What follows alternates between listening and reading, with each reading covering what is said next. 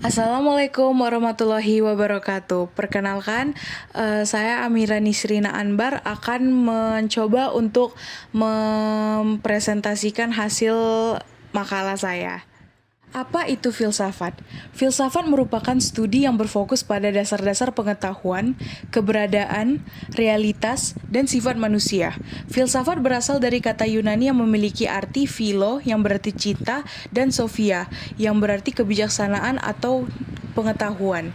Secara umum, filsafat dapat digambarkan sebagai titik buta tentang pengetahuan atau titik buta mengenai perilaku. Filosofi sering mengklarifikasi konsep atau ide abstrak yang sulit untuk dipahami oleh pengetahuan biasa. Filsafat dapat dianggap sebagai ilmu istimewa karena menyatakan pengetahuan realitas dan makna. Filsafat menyediakan dasar konseptual untuk disiplin ilmu lainnya, seperti psikologi, matematika, dan ilmu sosial. Belajar filsafat dapat membantu kita memahami sifat manusia, etika, dan tujuan keberadaan manusia. Berlanjut ke tokoh filsuf dari barat, ada Epictetus. Epictetus lahir sekitar 55-135 Masehi.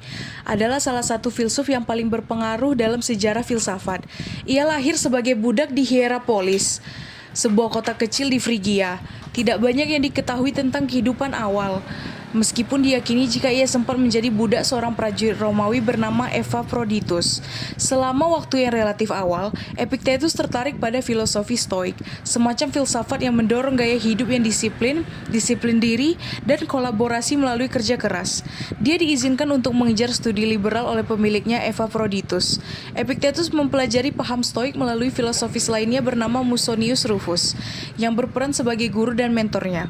Setelah kematian Kaisar Nero, Epictetus diberikan kebebasan dan mulai menghabiskan lebih dari 25 tahun mengajar filsafat di Roma. Ini bertahan sampai pengusiran semua filsuf dari Roma oleh Kaisar Domitian, dan Epictetus diharuskan untuk meninggalkan kota. Dia lalu menetap di Nikopolis, sebuah kota di Epirus, di mana Epictetus mendirikan sebuah sekolah filosofi dan mengajar hingga ajalnya tiba. Epictetus berpendapat bahwa manusia sanggup membatasi diri dari godaan nafsu-nafsu duniawi, khususnya nafsu memiliki segala sesuatu. Ia menekankan pentingnya menyejahterakan orang lain, karena setiap orang lain sesungguhnya adalah bagian dari keluarga besar manusia itu sendiri, sebagai penghuni bumi sebagai rumahnya. Dari filsuf timur ada Kongqiu, juga dikenal sebagai Konfusius, lahir pada tahun 551 sebelum Masehi di negeri Lu, sekarang Shandong, Tiongkok. Dia adalah putra dari keluarga bangsawan yang mengalami penurunan derajat. Ayahnya meninggal saat Konfusius masih kecil, sehingga ia dibesarkan dalam keadaan sederhana. Sejak muda, Konfusius dikenal sebagai seseorang yang cerdas dan memiliki minat besar dalam mempelajari tradisi dan budaya leluhur. Pada usia 30-an, Konfusius memulai karirnya sebagai guru dan mulai mengumpulkan murid-murid. Ia mengajarkan penguasaan ritual, musik, puisi, dan sejarah Tiongkok kuno dengan disiplin yang tinggi. Reputasinya sebagai guru yang disegani semakin meluas. Pada usia 50-an, ia diangkat menjadi pejabat tinggi di negeri Lu. Tetapi kemudian mengundurkan diri karena kekecewaannya terhadap korupsi dan ketidakstabilan politik. Setelah meninggalkan negara Lu, Konfusius mengembara ke berbagai negara untuk mencari pemimpin yang mau menerapkan ajarannya tentang pemerintahan yang baik dan harmonis. Selama masa pengembaraan ini, ia menyempurnakan ajaran-ajarannya yang kemudian dikenal sebagai Konfusianisme. Pada usia 60-an, Konfusius kembali ke negara Lu dan menghabiskan sisa hidupnya untuk mengajar serta menyusun buku-buku yang menjadi dasar Konfusianisme. Pokok pemikiran Epictetus ialah 1. Kontrol emosi. Epictetus menganggap emosi dapat menyebabkan subjektivitas dan kesalahan penilaian. Dia mendukung sikap tenang dan kontrol yang tidak memihak, karena dia memikirkan emosi dapat mengaburkan pikiran, mengganggu kapasitas mental, dan menjauhkan seseorang dari kebenaran. 2. Ada ketabahan. Dia menyarankan bahwa indikator ketabahan adalah kemampuan untuk mengubah cara hidup dengan cepat dan bebas, yang akan membuat manusia bebas dari kesalahan. 3. Ada penerapan ke dalam kehidupan. Epictetus menyajikan filosofi stoikisme sebagai seni yang berkaitan dengan mengubah cara hidup seseorang. Dia menyarankan bahwa semua emosi yang mengganggu hidup manusia berasal dari cara pandang yang keliru atas masalah, sehingga manusia menjadi stres, gelisah, depresi, bahkan marah tanpa alasan yang jelas. 4. ada pendekatan eksternal. Epictetus menganggap bahwa dalam pemikiran Stoa, hanya diri manusia sendiri yang dapat manusia andalkan. Ide utama Konfusianisme adalah pentingnya memiliki karakter moral yang baik, yang kemudian dapat mempengaruhi dunia di sekitar orang itu melalui gagasan harmoni kosmik. Karakter moral ini dicapai melalui kebajikan Ren atau kemanusiaan, yang mengarah pada perilaku yang lebih baik, seperti rasa hormat, altruisme, dan kerendahan hati. Konfusius percaya pada pentingnya pendidikan untuk menciptakan karakter kebajikan ini. Dia berpikir bahwa orang pada dasarnya baik, namun mungkin telah menyimpang dari bentuk-bentuk perilaku yang tepat. Ritual dalam Konfusianisme dirancang untuk membawa sikap hormat ini dan menciptakan rasa komunitas dalam kelompok. Gagasan kesetiaan filia atau pengabdian kepada keluarga adalah kunci dari pemikiran Konfusius.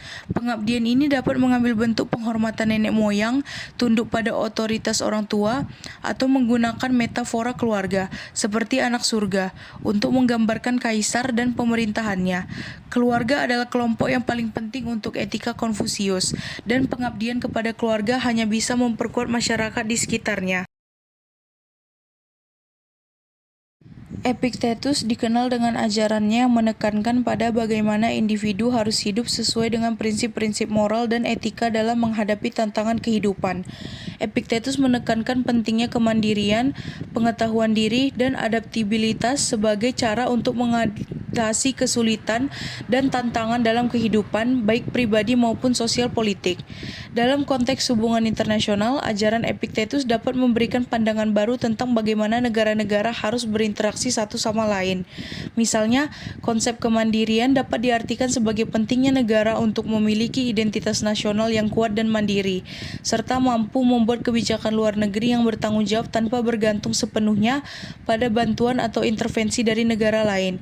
Ini mencerminkan nilai-nilai seperti integritas dan independensi yang sangat penting dalam dinamika hubungan internasional. Konfusius dikenal atas kontribusinya dalam pengembangan sistem filosofi dan etika yang dikenal sebagai Konfusianisme. Filosofi ini berfokus pada harmoni sosial, kejujuran, dan etika, dengan tujuan menciptakan masyarakat yang adil dan harmonis.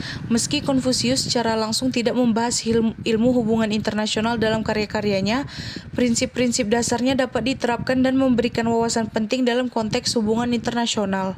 Konfusius menekankan pentingnya Ren atau hormat dan tanggung jawab. Dalam konteks hubungan internasional, prinsip ini dapat diartikan menjadi pentingnya negara-negara untuk menghargai dan menghormati kedaulatan satu sama lain, serta menjalankan tanggung jawab mereka sebagai anggota komunitas internasional. Ini mencakup pematuhan terhadap hukum internasional dan kerjasama untuk mencapai stabilitas dan keamanan bersama. Konfusius juga menekankan adanya integritas dan kejujuran atau Shin. Ini berarti bahwa negara-negara harus berkomunikasi dan berinteraksi dengan jujur dan transparan. Integritas dalam diplomasi dapat meningkatkan kepercayaan dan kerjasama antar negara, yang pada gilirannya dapat memfasilitasi solusi konflik dan kolaborasi dalam menghadapi tantangan global. Kedua tokoh yang telah dibahas sebelumnya adalah sosok pemikir hebat, yang pemikirannya membantu orang-orang di masa setelahnya dengan mengembangkan lebih lanjut pun mempelajari lebih dalam akan paham-paham yang telah mereka sumbangkan pada dunia. Jika harus membandingkan antara kedua tokoh tersebut, mungkin dapat dimulai dari persamaan antar keduanya. Baik Konfusius dan Epictetus menekankan pentingnya moralitas dan kebajikan dalam kehidupan manusia. Keduanya juga mengajarkan pengendalian diri dan menguasai emosi sebagai kunci kebahagiaan. Selain itu, baik Konfusius dan Epictetus menekankan pentingnya belajar sepanjang hayat atau untuk terus belajar selama hidup untuk meningkatkan kebijaksanaan. Di perbedaannya, Epictetus fokus pada pencapaian kebebasan batin melalui pengendalian diri dan keteguhan hati dalam menghadapi kesulitan hidup, membedakan antara hal yang bisa dikendalikan dan tidak bisa dikendalikan, serta mengajarkan hidup sederhana dan bebas dari keinginan berlebihan.